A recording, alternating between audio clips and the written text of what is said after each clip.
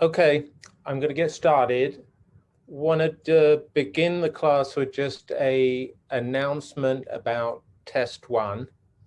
So test one is next Thursday, February 25th. So just over a week from now. I'm trying to remember what day it is.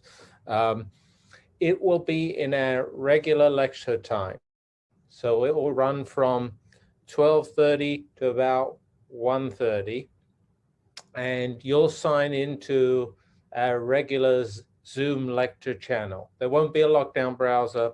Um, you won't need to put your camera on. I'd like you to put your sound on so you can hear any announcements that I make. The exam will be administered as a Canvas quiz. There'll be some multiple choice questions, there'll be some numerical answer questions, and there'll be one fully worked out problem. If you had me in Physics 211 last semester, test 2 would be an example of the structure of this upcoming test 1. That had some multiple choice questions, some numerical answer questions, and a fully worked out problem that you uploaded as a PDF or a JPEG. I will, I promised, I really promise, I promised to do this by Monday, to get a practice test one posted on Canvas so that you can look at. There are old practice tests of mine already posted on Canvas, but those are PDFs. They're not Canvas quizzes. The content, the material for test one is all the content, all the material up until test one. So it's listed here, it's listed on this overhead, the chapters, the sections that'll be covered on that test. There's chapters 15, 16, 17, and 18. So it's going to cover electrical charge. That was the first thing we introduced. It's going to cover electrical forces and electrical fields. It's going to cover electrical flux and electrical potential. And then it's going to cover the work that we're currently doing on electrical circuits. That's last class work on capacitors. This class's work will include resistors. And then Thursday's and next Tuesday's class will involve electrical circuits, basic electrical circuits and more complicated electrical circuits. Any questions on all that? I'll give you a moment. Watch chat. Any questions on the test structure, test format, test arrangements? Will the test be similar to the homework questions? So you are having, right now you're having homework questions. Right now you're having quiz questions in lecture class. Right now you submit a recitation problem. The idea is that those are all preparation for the test. So for example, there's multiple choice on the test. Well, I'm thinking that in lecture class, I'm preparing you for the style of the multiple choice questions. There's numerical answer questions on the test. I'm thinking that the WebAssign homework is preparing you for submitting numerical answer questions. And then you submit a fully worked out problem, recitation problem. I'm thinking that's preparing you for the fully worked out problem on the test. And yes, my intent is that the level of difficulty of homework problems, recitation problem, quiz questions is similar to the level of difficulty of the multiple choice, numerical answer, and fully worked out problem on the test. Any other questions? How many significant figures do you expect for numerical answer questions? Well, that's a good question, because I don't normally quite think in significant figures.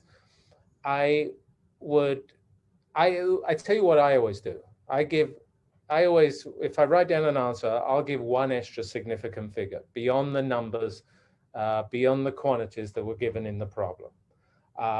So that's my recipe. Nobody's going to take off marks. I'm not going to take off marks for giving extra numbers of significant figures.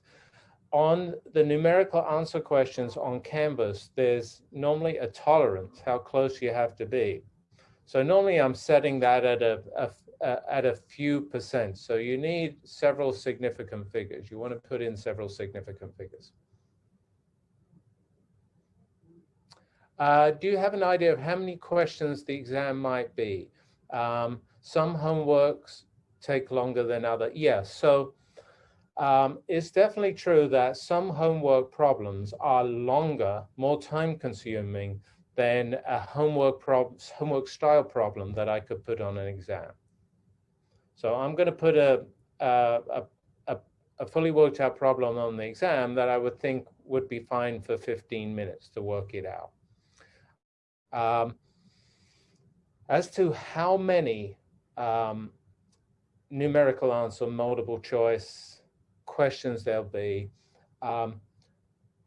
let me try and better answer that question with the practice test, because whatever format I make the practice test, the number of multiple choice, the number of numerical answers, the sort of style of the fully worked out problems, the real test is going to be the same format.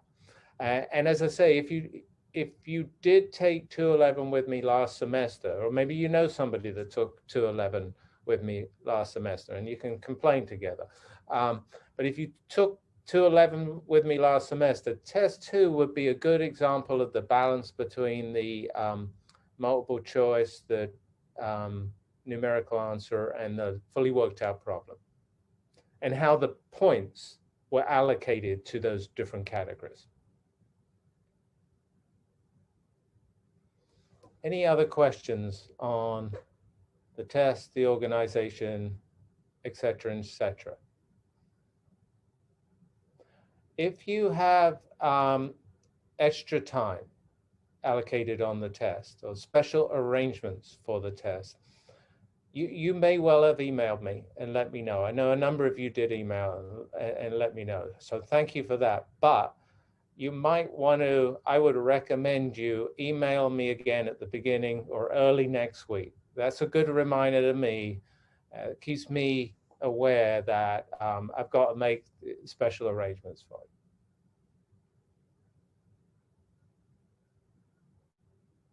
Okay, well, maybe I'll push on and actually teach the class. I'm really continuing the story that we started in last lecture class. So we moved on from sort of theoretical considerations of electricity, electrical forces, to more practical considerations of electricity and electrical forces. And what we're going to do today's class and the next two classes is further harness our understanding of electricity, electrical forces to build electrical circuits and understand electrical circuits that are the core, the heart of our modern lifestyles. So this is more than just, esoteric theory or something. This is, our modern lifestyles are due to these circuits. So we're going to explore these circuits. So specifically, today I'm going to move on from thinking about charge storage on conductors, what we call capacitors, to thinking about charge flow through conductors that we're going to call resistors. So we're moving on from charge storage to charge flow. I'm going to talk about several topics. And the first one, I would want to show you a couple of models of electrical current and introduce to you electrical current. And what do we mean by electrical current? I want to talk to you, second bullet here, about Ohm's law, resistance, resistivity. These are occasions and concepts fundamental to electric circuits, understanding electrical circuits. And I want to discuss in electrical circuits the concepts of energy supplied to the circuit, energy dissipated in the circuit, power supplied to the circuit, power dissipated to the circuit. So those are going to be important topics. One remark. In the last class, where we're talking about charge storage on conductors, we had the rule book that inside the conductors, the electrical field was zero and the electrical potential was constant. In today's class, where we're considering the flow, the movement of electrical charge, that we're going to break that rule book. No longer will it be, when we're talking about flowing charges, moving charges, that the electrical field in the conductor is zero and that the potential on the conductor is constant. We're really moving from what I would have called equilibrium in the last class, conductors in equilibrium, then the potential's constant, the field's zero, to what I call non-equilibrium. That's where currents, charges are still flowing. Then the electrical field is not zero in the conductor, the potential is not constant in the conductor.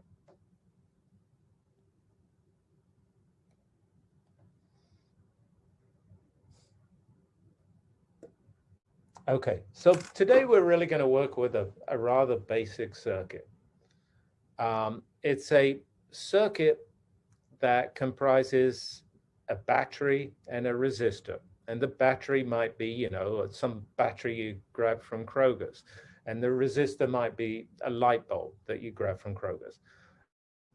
So that's going to be our basic circuit for today. Now, the beginnings of working with electrical circuits might seem like a simple electrical circuit, might seem like a trivial electrical circuit, but it wasn't until 200 years ago, and a scientist called Volta, who actually discovered or uncovered the battery, figured out how to construct a battery.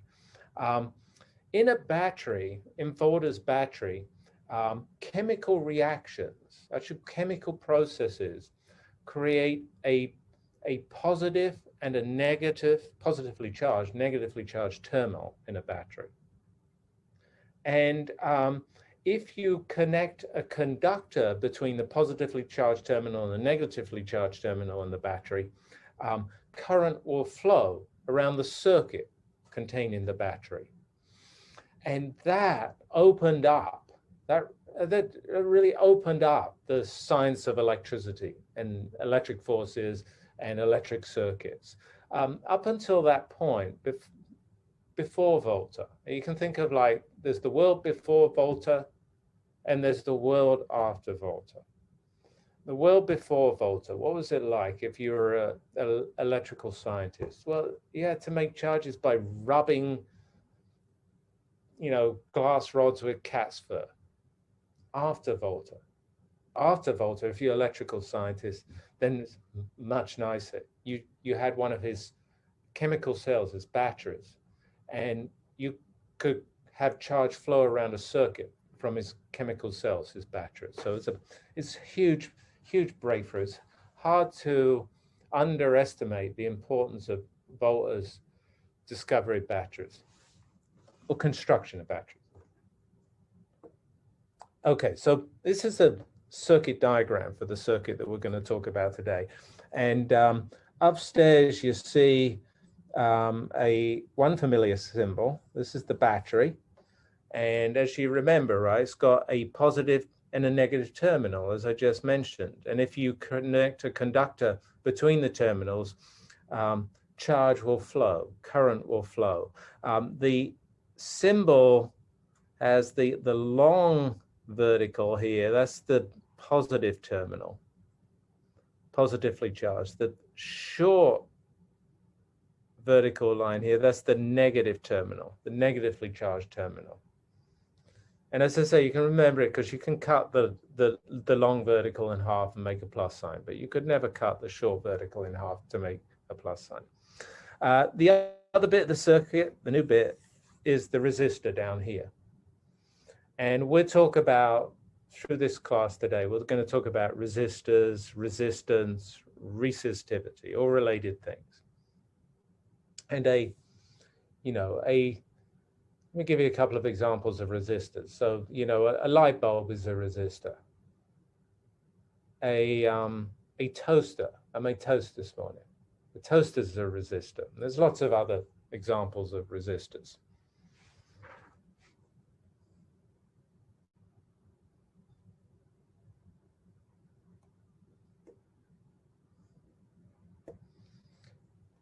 There's two ways you can think about circuits. One is the force perspective on the circuit, and the other one is the energy perspective on the circuit. And sometimes over the next few classes, we'll think using the force perspective and sometimes using the energy perspective. I wanted to just mention them briefly at the beginning of this class. And then, as I say, we're going to return to force and energy perspectives later on. When we think of the force perspective for the circuit, I think of the battery as kind of providing a push, a shove to the charge carriers, the mobile charge carriers, to push them around the circuit so that they flow around the circuit. And I think of the movement, the motion of those charge carriers around the circuit. Typically, if it's a circuit made of wires, then those charge carriers are electrons. If the circuit contained a fluid like seawater, then there'd be, could be positive charge carriers too. So that's the force perspective. And this is the energy perspective on the same circuit. In the energy perspective, here's the circuit again. Well, the battery, that's a kind of source of electrical energy to the circuit. It's a source of electrical power to the circuit. And the resistor is dissipating the electrical energy supplied by the battery, dissipating the electrical power supplied by the battery. And so that's an energy perspective.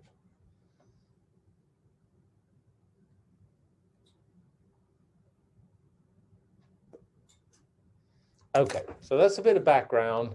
Now let's get on with this is bullet number one. I'm already 18 minutes in. I've only got to bullet number one and what I was going to do. Let's talk about macroscopic and microscopic models of electrical current. This will help us understand what electrical current is. We're going to start with a macroscopic current. We're going to start with an analogy, actually. So this is a picture not of electrical current, but a picture of a water current. It's a waterfall. And there's a flow of water from the top of the waterfall to the base of the waterfall. There's a water flow or a water current. Now, from the perspective of energy, the water at the top of the waterfall, upstairs here, that has higher gravitational potential energy. And the water at the bottom base of the waterfall, that has lower gravitational potential energy.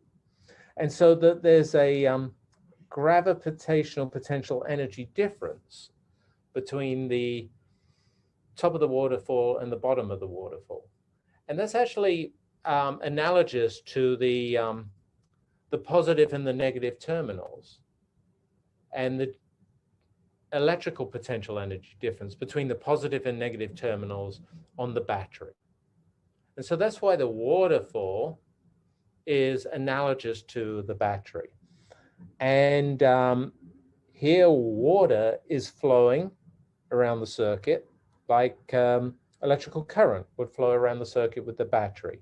And current, water current, or electrical current is how we quantify the flow of, in the case of the electrical circuit, electricity. In the case of the water circuit, the flow of water. Specifically in the water case, I might define the current as the delta M would be the amount of mass of water that flows down the waterfall.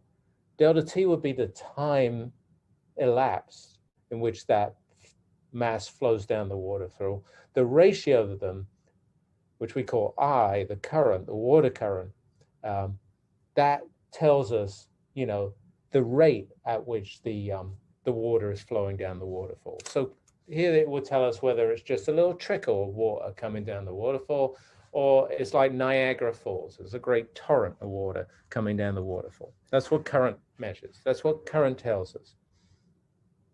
So now let's look at it in the electrical case.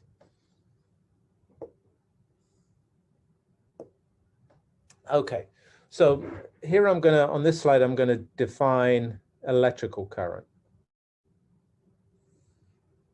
And in this particular example, I'm imagining, I would ask you to imagine some cylinder of material. You see it in the middle of this overhead here in blue. And I'm going to ask you to imagine positive charge carriers flowing from left to right through this cylinder of material. And that's going to be our current, not a water, but our current of electrical charge. Now, those charge carriers, these positive charge carriers, look, here's one, here's another, here's another, here's another, and here's another. They're moving from higher electrical potential energy, like higher gravitational potential energy for the water, to lower electrical potential energy, like lower gravitational potential energy for the water. They're actually moving from higher electrical potential down the hill to lower electrical potential. They're moving from the positive terminal of the battery to the negative terminal of the battery. The electrical current. So here is the definition, our working definition of electrical current. And it parallels our working definition for that water current. What you do is you imagine some elapsed time, delta T. You imagine the charge that moved from left to right during that elapsed time, or for the water, the amount of water that moved from top to bottom in that elapsed time. And the current, the water current or the electrical current, is the amount of charge that flowed, delta Q I call it, divided by the elapsed time, delta T I'll call that. And that's the electrical current. And that's measured in a quantity we call amps, or give the symbol A. It's coulombs per second. You can see it from the defining equation here. Now, this is an example of positive charges. And sometimes positive charges do flow. So as I say, seawater, currents can flow through seawater. Electrical currents can flow through seawater. You get positive ions moving there. But generally, metals, in most conductors in electrical circuits, you would have negative charges, electrons that are flowing. So let me look at it in the negative case. That's the next slide. So this is an electrical current definition again, but I'm just showing you it for, oops.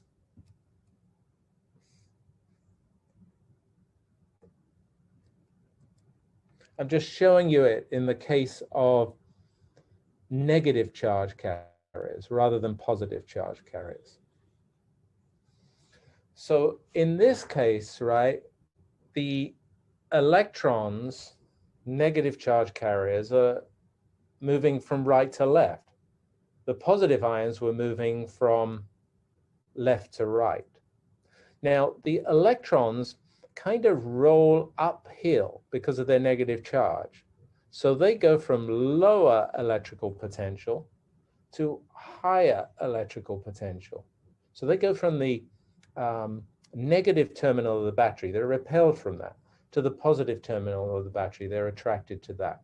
However, they're still going from higher electrical potential energy. They have a higher electrical potential energy over here on the right to a lower electrical potential energy over here on the left. Again, if you want to define the current of the electrons, all you have to do is think of some elapsed period of time, the quantity of charge that flowed from left to right on the back of the electrons, divided by the elapsed time for the electrons moving from left to right. And that's the current in amps or coulombs per second. And this is the case of negative mobile charge carriers. Now, so the important difference between positive charge carriers and negative charge carriers, the way that we define current is defined as flowing in the direction of positive charge carriers. So the direction of the current is actually the direction opposite to the negatively charged carriers. So on the last slide, the arrow representing the current, here it is, went from left to right. That was the direction of the positive charge carriers. On this slide, the arrow representing the current is going again from left to right, but that's opposite the direction of the negative charge carriers.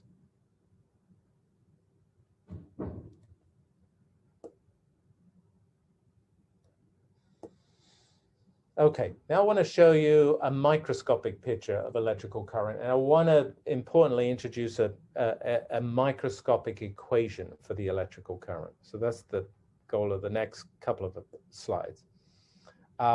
So here's another important analogy between the water current in, say, a waterfall and the electrical current, say, in an electrical circuit. So in this picture here, we're again seeing the water current. Oh, oops. We're again seeing the water current as it flows from higher gravitational potential energy upstairs here to lower gravitational potential energy downstairs here. But we also see that that water current, as it flows down this stream, as it flows down this river, is impeded by like the pebbles and the rocks and the whatevers in the river. And so there's rocks and pebbles and so on that are impeding the flow of the water current.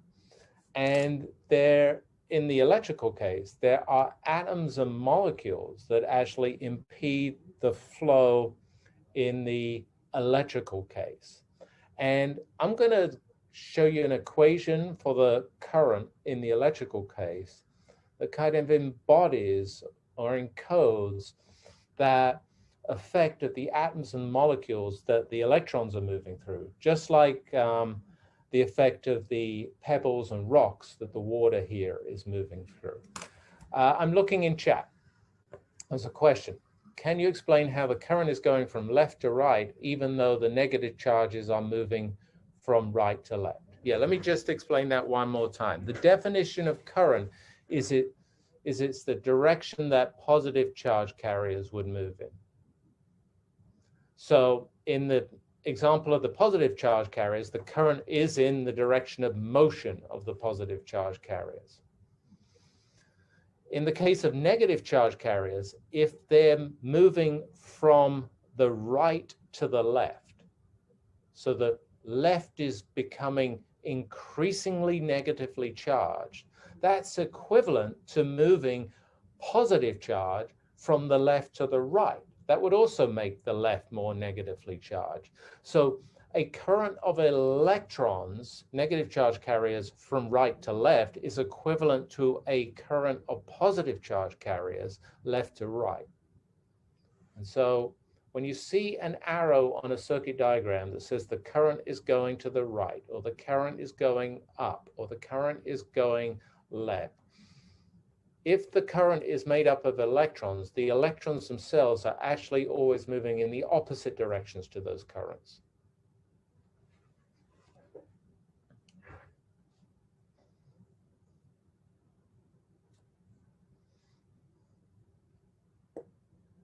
Okay, so here's a microscopic picture of electrical current. And by microscopic picture of electrical current, I mean a picture showing you the little charge carriers themselves, the electrons or the ions, as they move through the material, as they flow through the material. And in this little picture, I've just pictured one electron as it moves through the material from the left to the right.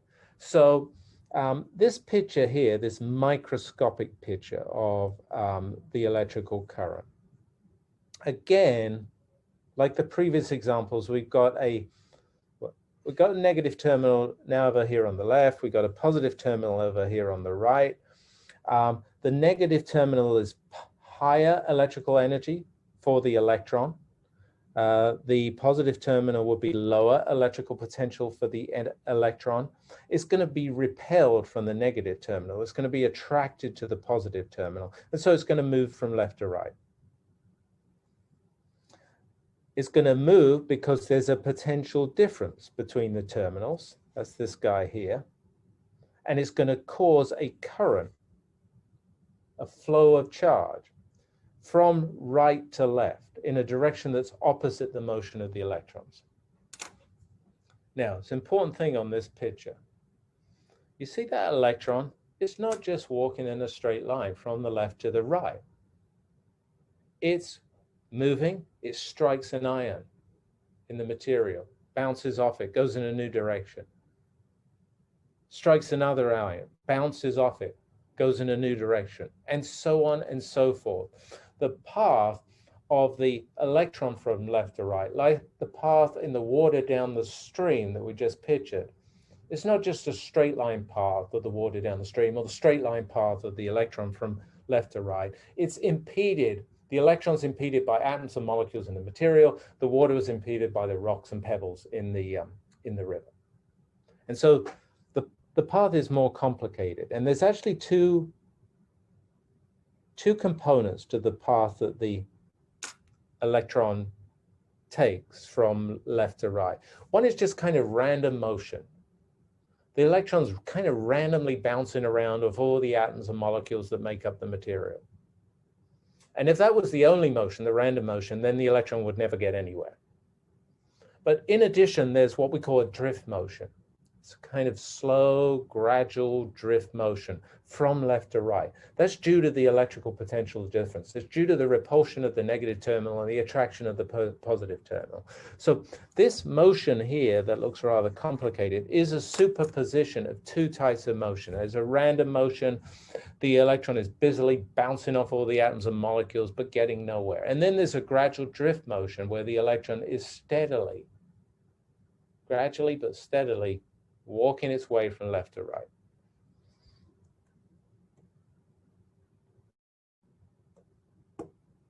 Okay, so to write down the equation for the current in terms of the microscopic charge carriers and the motion of those charge carriers, I've got to introduce some quantities, and I've done that on this overhead here. Let me just step through them one by one. Firstly, first quantity is that the electron carries some charge. And that's the charge of an electron. It's 1.6 times 10 to the minus 19 coulombs. You probably remember it. Secondly, there's not just one electron in this material. There's lots and lots and lots of free electrons in the material. This number n is the number of those mobile electrons per cubic meter.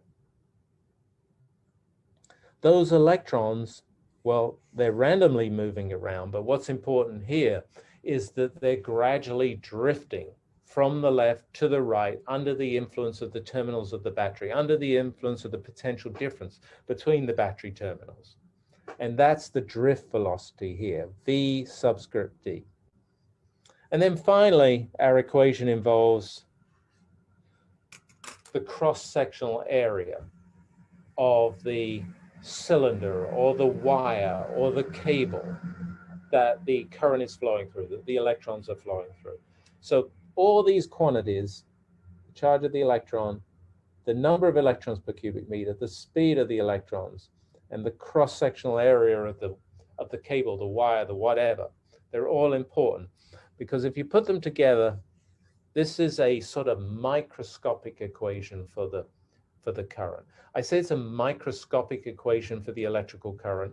It's got electrical current over here on the left, but on the right are the microscopic details, right? That the electrons have charge, that there's lots of electrons, that the electrons are moving, and that they're moving through this cross-sectional area here. So you could imagine the more electrons you have, bigger N is, then the bigger the current. That would make sense. And the equation says that. The more charge an electron has, if we doubled the electronic charge suddenly, there'd be more current. That makes sense.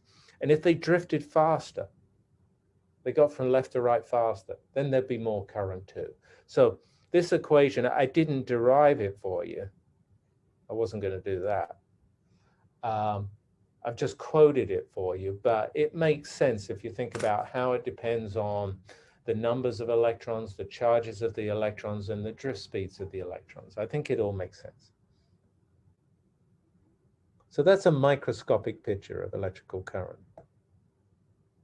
I want to show you a little animation of the microscopic and macroscopic pictures of electrical current, and in particular, that drift motion and that random motion. Let's see if I can do that. I'm going to share another screen.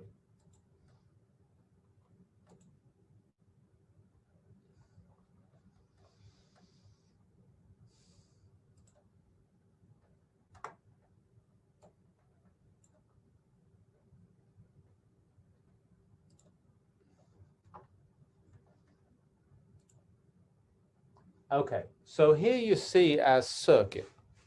Over on the right-hand side is the battery, and over here on the left-hand side is the resistor, a lamp. And you see the wires, connecting the terminals of the here are the terminals of the battery, to the terminals of the lamp. And so we built this circuit, and electrical current will flow around this circuit. And actually, energy will be supplied by the battery, and energy will be dissipated in the lamp. So what you're seeing here in the animation is those little yellow dots. Imagine those are the electrons. Imagine you got really good eyesight. Those are the electrons, and they're walking their way around the circuit. They're that's their drift motion. They're steadily walking around the circuit, gradually walking around the circuit. And actually, we'll see in a moment, that drift velocity is really rather slow. Now we're going to look deep inside the wire.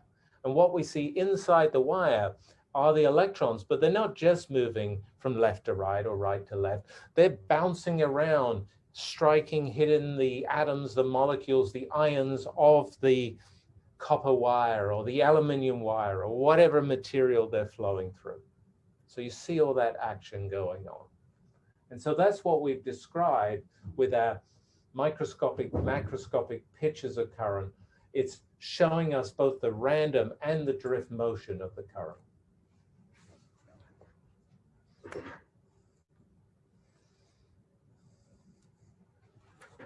Okay, let me go back to the slides, if I'm capable.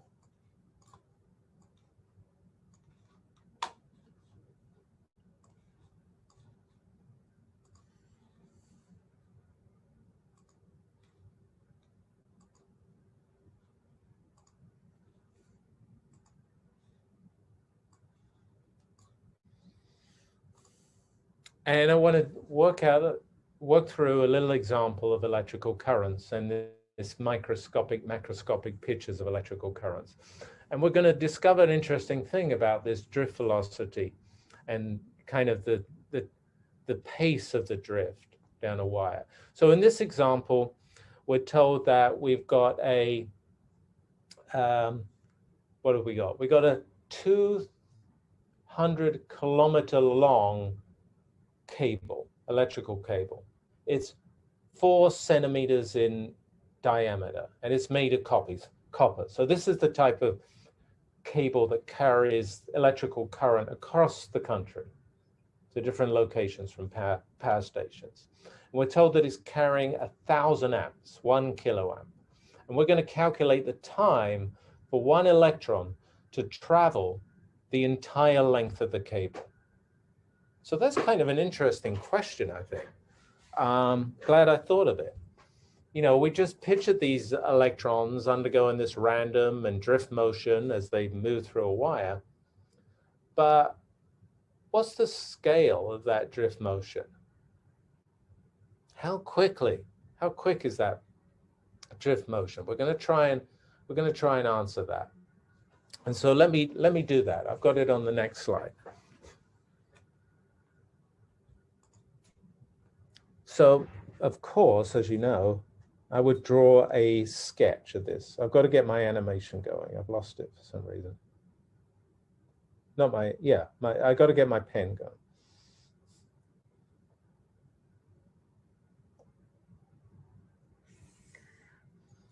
Okay, so here's a sketch of the wire on this slide, and the current is flowing down the wire. And we now know that that current, right, is this swarm, not of bees, swarm of electrons that are working their way from the left hand to the right hand end of the wire. Now, there's certain things that we were told in the problem. We were told the length of the wire, and it was 200 kilometers, 2 × 10⁵ meters. We were told the radius of the wire was 2 centimeters. Its diameter was 4 centimeters. We can calculate its area of the wire. We're going to use that. It's pi r squared. It's a circular cross-section wire. I looked up, okay, this is a table in the book. You might want to look at it. It tells you the number of electrons, the number of mobile electrons per cubic meter for different materials. Copper has a lot of them. This is the number for copper. There's more than 8 × 10⁻28 electrons per cubic meter in copper, mobile electrons. And then finally, I've written down the current that we're told. That's all the information we're given. And we're going to solve for the drift velocity and then solve for the time that it takes the electron to get from over here on the left to over here on the right of this 200-kilometer long cable. So basically, I'm just going to use this equation that we just met that relates the current to the ingredients that cause the current, the electrons, their charge, their numbers, and their motion. I can rearrange it, that's easy, for the drift velocity. And then if I rearrange it for the drift velocity, all I got to do is fill in the current that's flowing in this wire, the number of mobile electrons, the charge that each electron has, and the cross-sectional area of the wire. Plug them all in. Here's the answer. This is actually a remarkable number. I don't think you would have guessed this. I was thinking I should ask you to guess it ahead of time, but I didn't ask you. I forgot about doing that. But I don't think you would have guessed this. You know, if I was going to, guess how fast the electrons move down the wire, well, maybe I would say, 1 million miles per hour. Or I might say 100 miles per hour, whatever. But they move incredibly, incredibly, incredibly slowly. They move at some tiny fraction of a millimeter. They move per second. They move at 60 microns per second. They are crawling down that wire. If we want to know the time they're going to take to get from over here on the left to over here on the right, then all we got to do is, this is 211, this is not 213. We got to take the distance they got to travel, divided by the speed that they're traveling at. That will give us the elapsed time. So they got to travel 2 × 10⁵ meters. They're going at this snail's pace. This is even less than snail's pace. They're going to take a lot of seconds. They're going to take 110 years to get from left to right. So that's a remarkable thing. If you ever notice a power cable, Woodland Avenue has a lot of power cables on it. Look up at those power cables.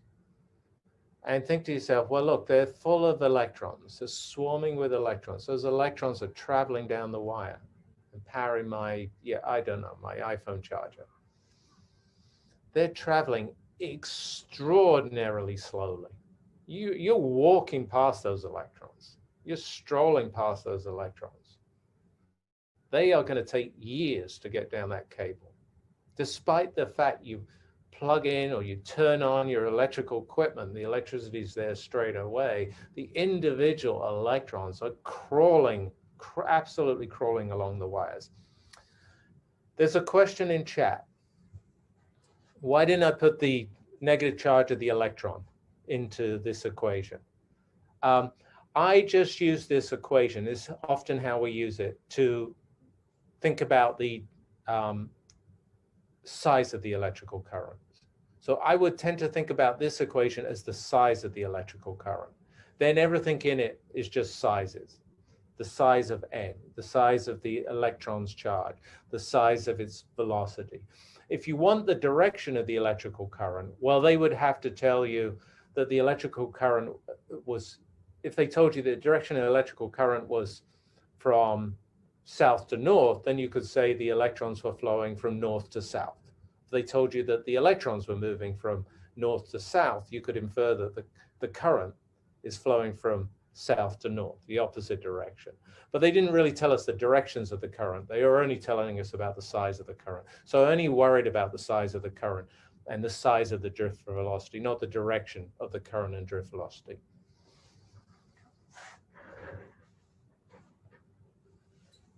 Do you need to consider that the electrical current is in the opposite direction to the electrical carriers when you have a circuit with a battery, say in a resistor?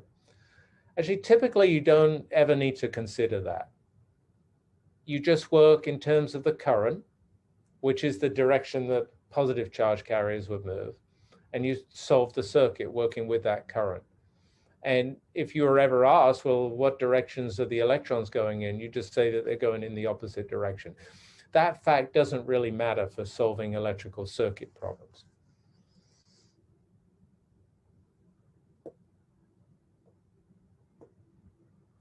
Okay, I want to talk about Ohm's law quickly, fairly quickly.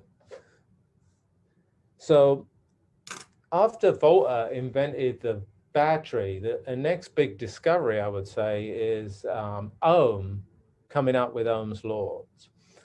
When the battery was invented, then, scientists were flowing current along all sorts of different conductors, wires, cables of different lengths and different materials by applying potential differences from the batteries to those different cables and wires and materials. And it was a jumble of facts. It was a puzzling array of facts. It was George Ohm that put order to these facts and came up with Ohm's law. So what he discovered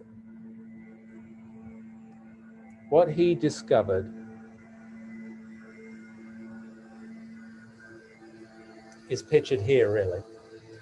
So he took samples of material, applied a potential difference across the material, and measured the current through the material. So applied a delta V and he measured an I for different samples, geometries and materials. And what he discovered is that the current that flows is in proportion to the potential difference applied. And so that there's a proportionality constant.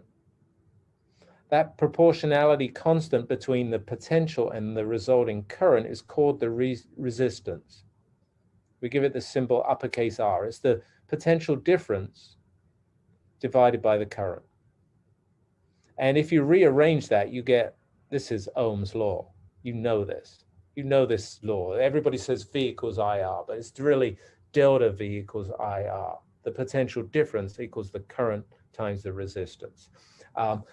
That law is pictured on this graph up here. So horizontally on the graph is the applied potential from Volta's battery. Vertically on the graph is the current that George Ohm is measuring. if he doesn't apply a potential difference, there is no current. The more potential he applies, the greater the current. And the slope here, the proportionality between current and voltage, reflects the resistance of the material. That's Ohm's law. And just like Volta's discovery of invention of batteries, that was a momentous occasion. Ohm's law was really a momentous moment in understanding electrical circuits. So we should thank Volta and Ohm for our cell phones. I'm skipping that one because I don't have any real demonstrations today because of the snow and ice and everything. We're locked out of the demonstration room. I've been trapped in my office for now days and getting pretty hungry. Okay, so we've introduced resistance, which is kind of that, it's a resistance to the flow of the electrons down the wire, like the pebbles and the rocks resist the flow of the water down the stream or the river. I want to introduce a related term, resistivity. So resistance R, that the resistance of say a cylinder of material, that depends on the size and shape of the material and the type of the material. So resistance depends on both the geometry of the material and the actual type of the material. The geometry dependence is separated from the material dependence by this new quantity, resistivity, and that's this guy up here, and that's given the symbol rho. And resistance is measured in ohms after, of course, George Ohm. And resistivity has the units, we'll see, of ohms meters. And resistance depends on geometry and material, and resistivity depends on material, but not geometry. So let me explain the link. So here's a cylinder of material.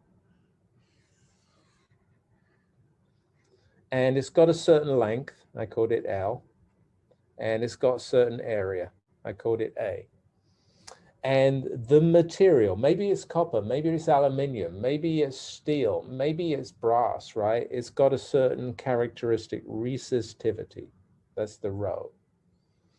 The resistance of this material to the flow of current under an electrical potential. So the resistance equals this product of the geometry and the material, rho L over A.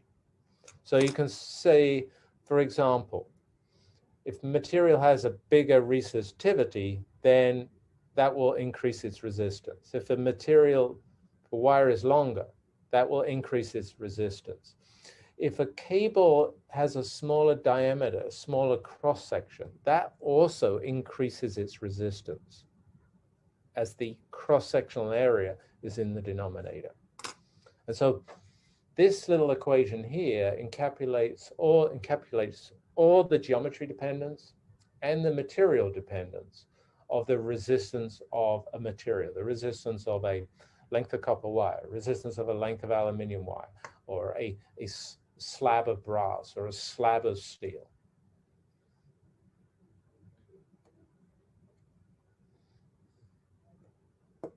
Okay, got a quiz question on this. So let me publish. Materials are no different, so that can't be cause of their different resistances. Their different resistances is all due to their different geometries. Remember, a longer wire has a greater resistance. A smaller diameter wire has a greater resistance because the resistance is proportional to L over A. So if we're looking for the highest resistance here, the highest resistance is the cylinder in the center, is B. It's long, it's longer than C, and it's smaller diameter than A. So it has a resistance that must be bigger than A and C. So B has got the biggest resistance. What about comparing A and C? Well, resistance depends on length. They're both the same diameters, I can see that, both same cross sections. But A is twice as long as C. So A will have a much greater, twice the resistance as C. So the order is B is biggest, A is next, and C has the smallest resistance. I got two cylinders here. I don't know if you can see them. Here's one, and here's the other one. And one of them, this one here, let me hold this one here. It's very heavy, actually. Barely strong enough to hold it. It has half the length, and it also has 4 times the cross section of the other one. So let me show you the other one. You can see it has, I can't get it all on the screen. It has twice the length, and it has 1/4 of the cross section. So if I was to compare these two, the shorter, larger cross section one, that has this one here, that has 1/8 of the resistance of this longer one. I feel like a magician here with this one. This longer, smaller cross section one. Okay. Last topic. I want to talk about energy and power. I want to talk about energy and power in circuits.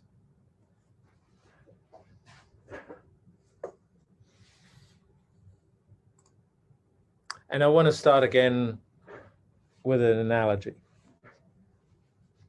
An analogy about energy, the supply of energy, the dissipation of energy, not in an electrical circuit, but in this kind of water circuit. So as we go back to this sketch of this picture of the waterfall, let's just remind ourselves that in this picture, we're seeing water flowing like current flows from, in this case, higher gravitational potential energy to lower gravitational potential energy, like current flows from higher electrical potential energy to lower electrical potential energy. So that there's a gravitational potential energy difference here in this circuit, like there is a electrical potential energy difference in electrical circuits. So from the perspective of energy, what's actually happening here is we're decreasing potential energy. We're decreasing gravitational potential energy as the water flows through the circuit. Now, we don't destroy that energy. It actually goes into increasing the thermal energy. If you were, this was a very famous experiment in physics. It goes back more than 100 years ago, but the water at the base of the waterfall is actually a little warmer than the water at the top of the waterfall, because you've turned gravitational potential energy at the top of the waterfall into thermal energy at the bottom of the waterfall. And so if you were to see the flow of energy in this water circuit, you'd see gravitational potential energy being turned into thermal energy. And the way we speak of that in a circuit, in this water circuit or an electrical circuit with electrical currents, is that there's a supply of energy. In this case, gravitational energy is being supplied by the waterfall, the top and bottom of the waterfall, like the terminals of the battery. And then there's dissipation of energy. And the dissipation of energy into thermal energy here is from the falling water, from the top terminal to the bottom terminal. And in the electrical circuit, it would be the electrical current flowing from the positive terminal to the negative terminal through a resistor. And so an important concept in electrical circuits from the energy perspective is supply of energy, supply of electrical energy, and a dissipation of energy in terms of thermal energy.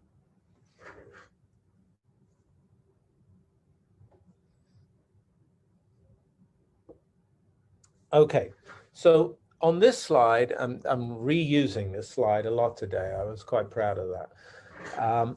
I've gone back to considering the charge carriers flowing down a cable or a wire or a cylinder of some sort. And as a reminder, they're flowing from, these positive charge carriers here would be flowing from higher potential energy over here on the left to lower potential energy over here on the right, under the influence of this potential difference. And it's that potential difference that's causing this current. So as they move from the positive terminal to the negative terminal, that's analogous to the water moving from the top of the waterfall to the bottom of the waterfall. And the water dissipated gravitational potential energy into thermal energy, and these positive charge carriers will dissipate electrical potential energy into thermal energy. This equation here. Now I'm going to introduce these equations. You're going to use these equations solving problems. I'm not deriving them, but I'm going to explain them. The change in potential energy when the charge carriers move from the left to the right is equal to the charge that flowed from the left to the right, that's the Q here, multiplied by the potential difference. So just like water, the more water that went down the waterfall, the more potential energy you're going to release. The greater the height of the waterfall, the more potential energy you're going to release. And it's the same here. The more charge that goes from left to right, the more energy you're going to release. The greater the potential difference between the terminals, the more energy you're going to release. So that's the change in potential energy. Second equation. For power, power is the rate at which you're dissipating energy, transferring energy. It's the number of joules per second. So to get the power from the change in potential energy, we just need to divide by the time interval over which that potential energy was released. So I've just got to divide Q delta V, that's the potential energy, by time. Now, when you do that, you notice that Q over delta T, that's actually the current. And so you can write the power as this product here of current times voltage, like we wrote the potential energy change as charge times voltage difference. And so these are two important equations for the energy dissipated in a circuit and the power dissipated in the circuit. The joules released or delivered by the battery and dissipated by a resistor. The joules per second delivered by the battery, dissipated by a resistor. And so those are important equations for describing electrical circuits, but describing the energy perspective on electrical circuits. I've got an example problem involving those. This is the last topic for today. So in this example, oh, crap.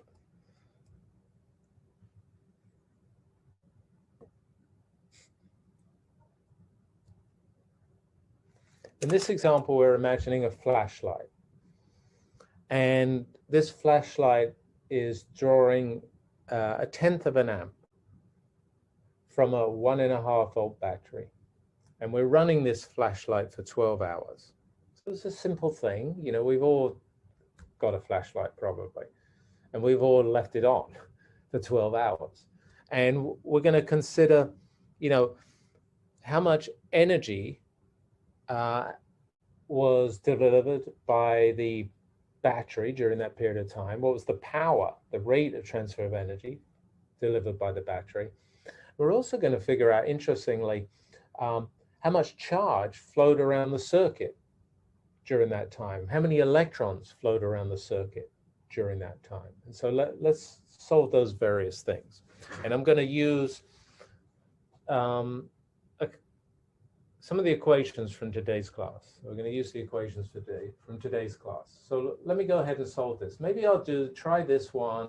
I'm feeling brave. It's at the end of class. I'm going to try it on the whiteboard. So let me share the whiteboard if I can do that. How do I do that?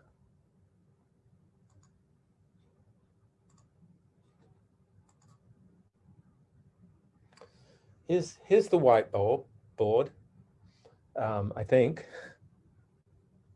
And first of all, I'm going to write down, you know, I've got some circuit, right? Here's the battery. Here's the light bulb. That's the resistor. That's the circuit.